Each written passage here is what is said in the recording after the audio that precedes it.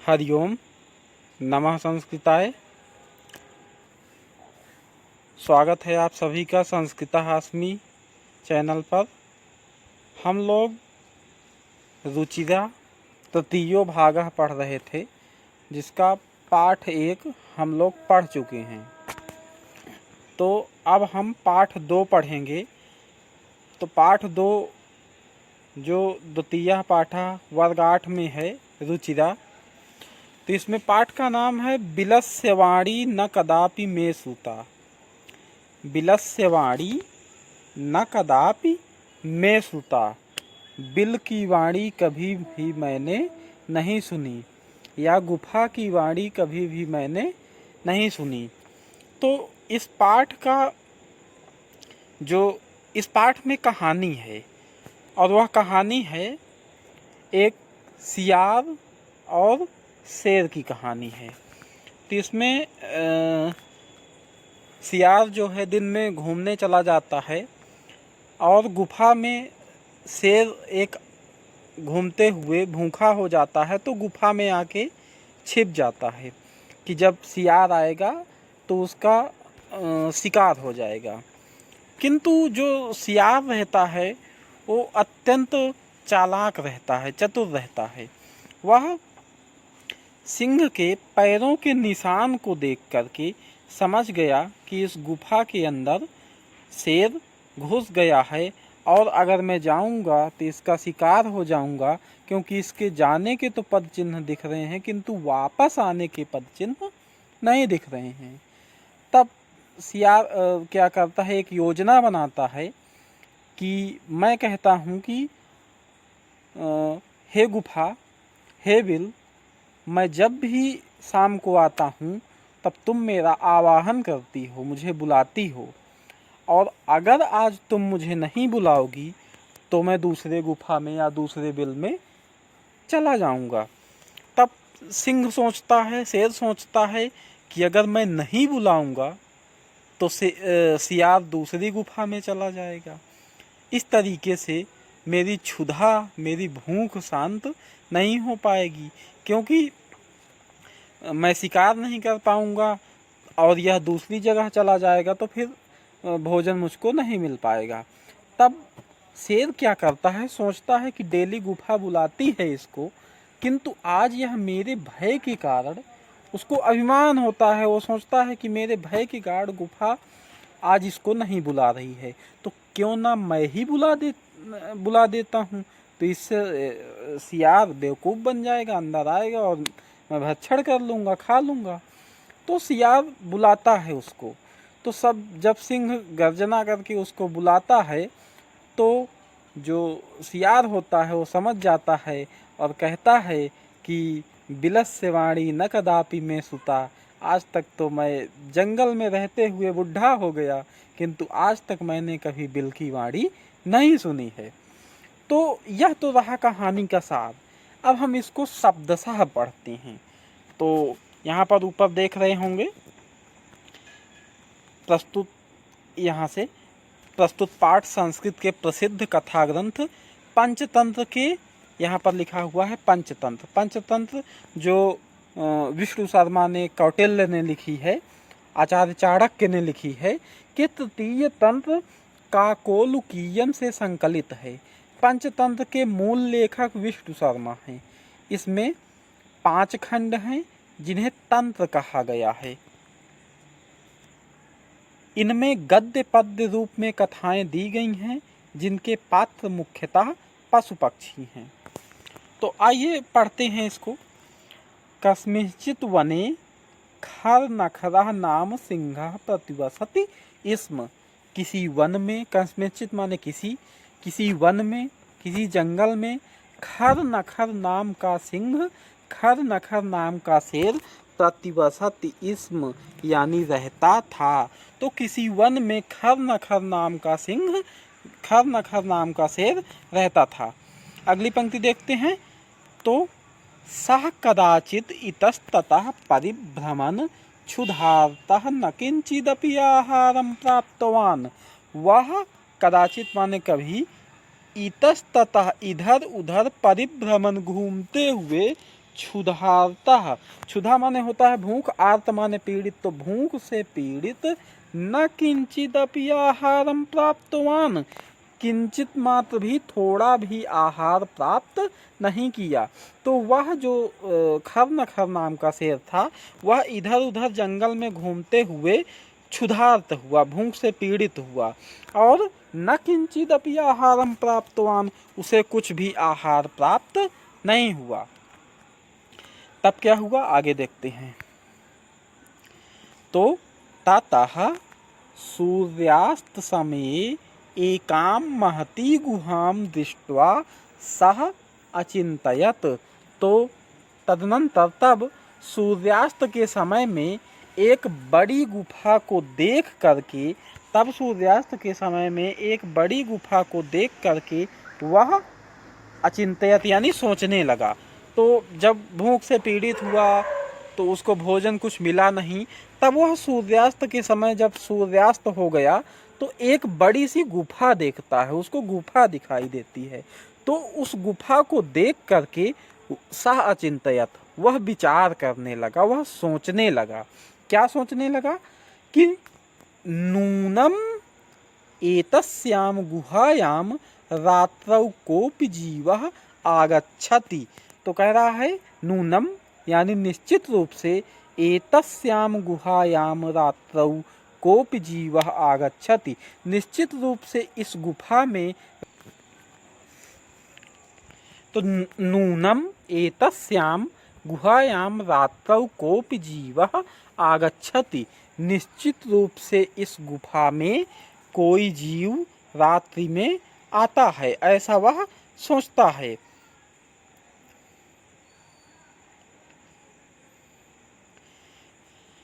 अतः अत्रैव निगूढ़ो भूत्वा, अतः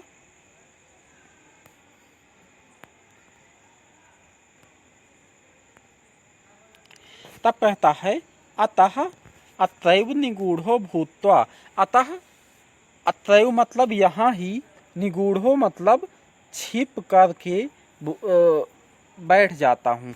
तो यहीं पर छिप करके बैठ जाता, तो सोचा कोई जीव जब यहाँ आता ही है तो यहीं छिप करके बैठ जाता हूँ, और जब आएगा तो मेरा शिकार हो जाएगा। तब फिर आगे देखते हैं।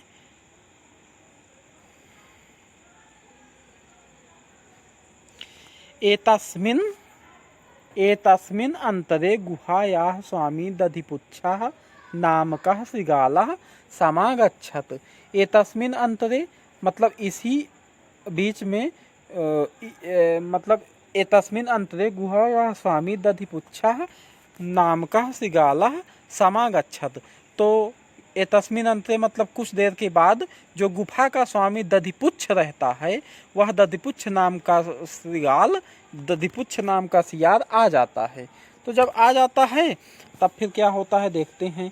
सच यावत् पश्यति तावत् सिंह पद्धति गुहायाम प्रविष्टा दृश्यते। सच यावत् पश्यति, तो वह जब तक उसको देखता है, वह कौन, सिंह, शेर, वह शेर जब तक सियार को देखता है तब तक सियार क्या करता है, सिंह पद पद्धति, शेर के पैरों के निशान को गुहा में प्रवेश करते हुए देख लेता है।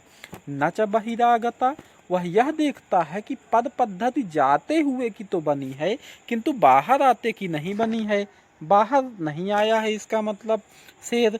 तब फिर वह सोचता है सगालः श्रृगालः अचिंतयत, सियार सोचता है, विचार करता है, अहो विनष्टो अस्मि, ऐसे ही विस्मय पूर्वक सोचता है।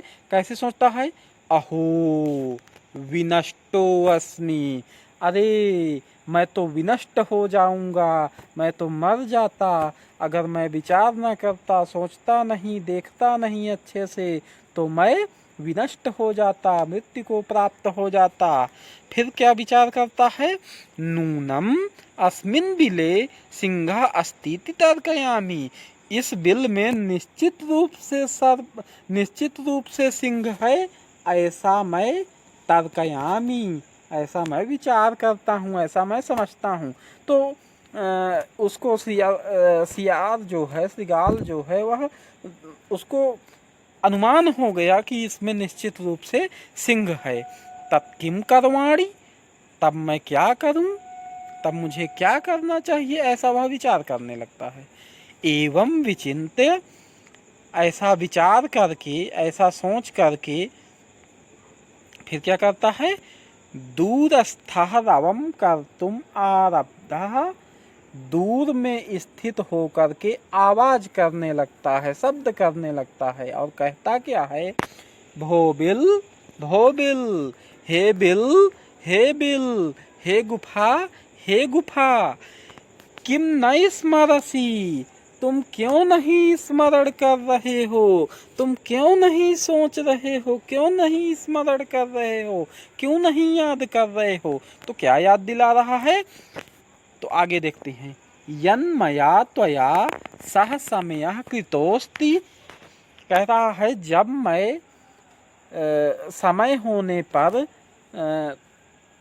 जब मैं तुम्हारे द्वारा समय होने पर, बुलाए जाने पर, यद हम बाहरतः प्रत्यागमिष्यामि, जब मैं बाहर आ जाता हूँ तो तुम्हारे द्वारा आवाज करके मुझे बुलाया जाता है।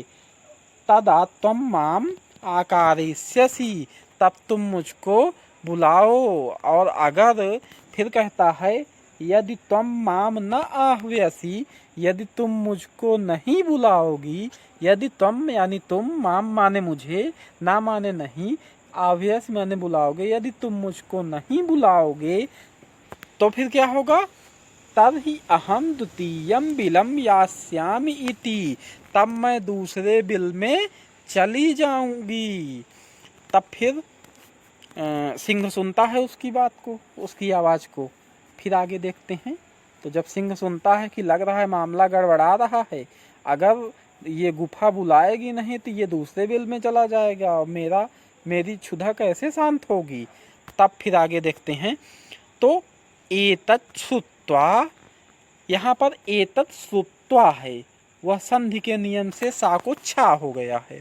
तो एतत् श्रुत्वा सिंह चिंतयत, यह सुन करके सिंह सोचा, सिंह विचार करने लगा।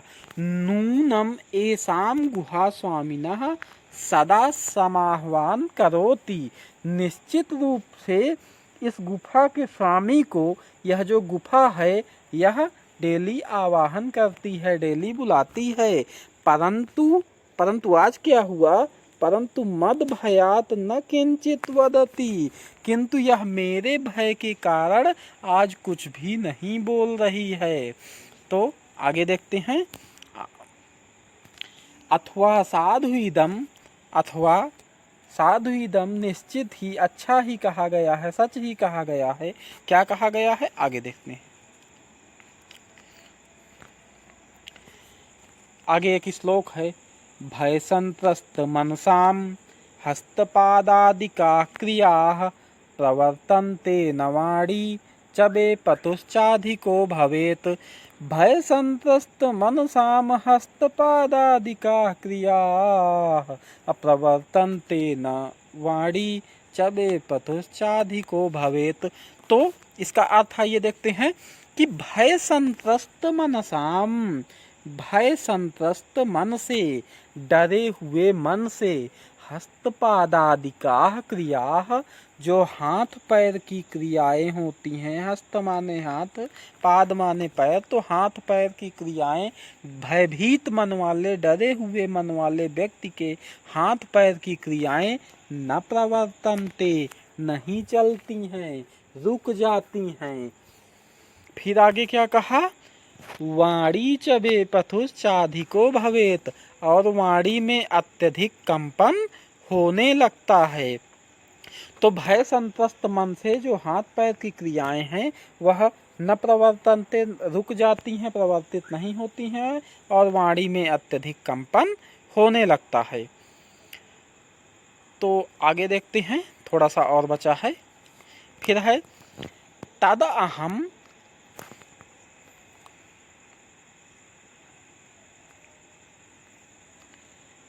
ये थोड़ा सा, तद अहम तद अहम अस्य आह्वानं करोमि, तब मैं इसका आवाहन करता हूँ। ऐसा शेर सोचता है कि तब मैं इसका आवाहन करता हूँ, नहीं तो दूसरे बिल में चला जाएगा। तो एवं सह बिले प्रविश्य में भोज्यम भविष्यति, जिससे वह बिल में प्रवेश करके मेरा भोजन हो जाएगा, मेरा शिकार हो जाएगा। इत्थम विचार सिंह सहसा श्रृगालस्य आह्वानम अकरोत, ऐसा विचार करके शेर अचानक सियार का आवाहन किया, सियार को बुलाया। सिंहस्य उच्च गर्जना प्रतिध्वनिना सगुहा उच्चैः श्रृगालम आह्वयत। तो शेर की उच्च गर्जन एवं प्रतिध्वनि से वह गुफा उच्च स्वरों में श्रृगाल को बुलाई। तो श्रृगाल गुफा में प्रतिध्वनित होकर के जो शेर की आवाज़ थी वह और भी तेज हो गई, और उस तेज आवाज़ के माध्यम से श्रृगाल को सिंह ने बुलाया। तो आगे देखते हैं।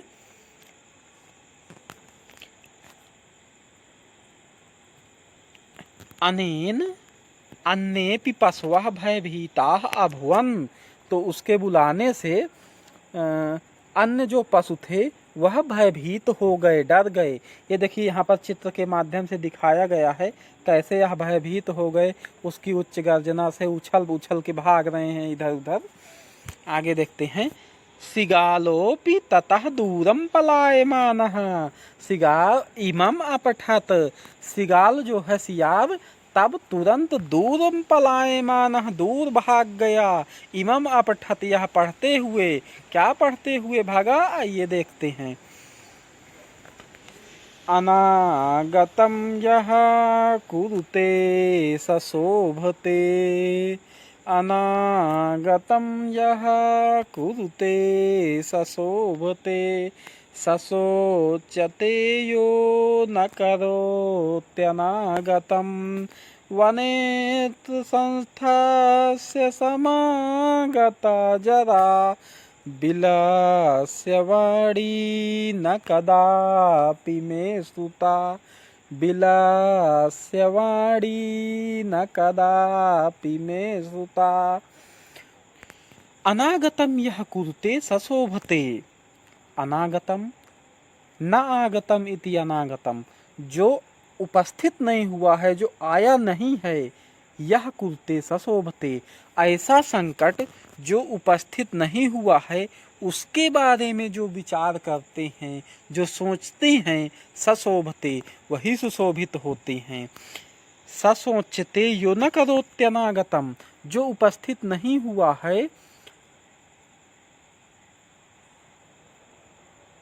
जो उपस्थित नहीं हुआ है, ऐसे संकट के बारे में जो सोचते हैं वही सुशोभित होते हैं, वही शोभायमान होते हैं। और संकट उपस्थित हो गया, उसके बाद विचार करेंगे। मान लीजिए शेर सामने से अंदर गुफा के अंदर प्रवेश कर जाता सियार, अब तब सोचता कि भागें तो भाग पाता, नहीं भाग पाता। तो वह शेर रूपी संकट सामने आने से पहले ही उसने अनुमान लगा लिया उसकी पद पद्धति के माध्यम से, तो आज जिंदा बचा हुआ है। वही कह रहा है कि जो संकट आया नहीं है, अनागत है, अभी आने वाला है, ऐसे संकट के बारे में जो विचार करते हैं वही सुशोभित होते हैं। वनेत्र संस्थस्य समागता जरा, इसी वन में रहते हुए समागता जरा, वृद्धावस्था आ गई, किंतु बिलस्य वाणी न कदापि में श्रुता, कभी भी मैंने गुफा की वाणी नहीं सुनी, बिल की वाणी नहीं सुनी, तो आज कैसे सुनाई दे गई। यह सियार सोचता हुआ, विचार करता हुआ जाता है। तो यह पाठ यहीं पर समाप्त हुआ। अगले वीडियो में अभ्यास प्रश्न किया जाएगा इसका। तो आज यहीं तक। नमः संस्कृताय, हरिओम। अब मिलेंगे अगले वीडियो में।